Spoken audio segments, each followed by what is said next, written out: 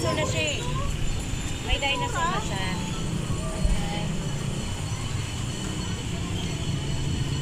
Diyos ko, hinahabol namin yan, iya. Ang ganda. Bagong ano nila guys, bagong candle. 90. Ang ganda naman. Ito po. Ito 150. Ang ganda naman ito. Yan 80 lang. 80 pesos. Magaganda gel, matagal ang buhay. Ito, 160 lang. 160 lahat. Ito pong dalawa, isa 160. Tapos ito pinakamaliit, 80 lang. Oh my goodness, ang ganda naman itong ano 80. Para po pagbili namin bukas may idea kami. Ito yung mga regular na kandila, ito 150. Ito pong white magkano? Saan?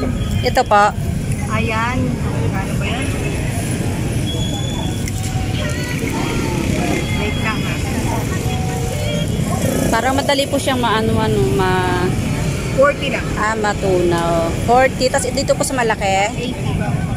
80. 80. Hindi. 150 ko. Ito lang na. Ayan, ipapakita ko. Mas gusto ko po itong mga gel. Ayan, mga gel. Ano po yan? Matagal din po yung buhay niyan. Mas matagal ang buhay dito.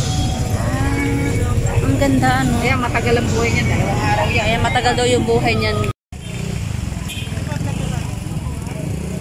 Nakasahod ka na ba? Oo, nakasahod na ako. Oo. Nakasahod mo. Maliit lang, pero kaya naman. Sabi nga yung kasi hindi na yung wala mo sa May sahod eh, kaya lang matrabaho. Oo, magpo-focus ka talaga.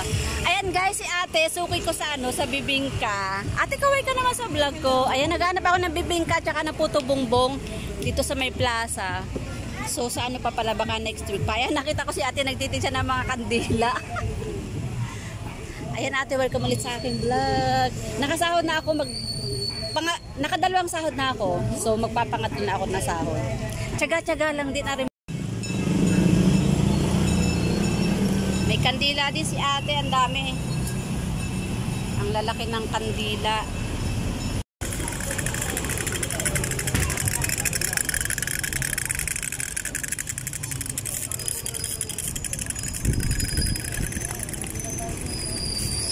Dami. Ate, pa video lang ha.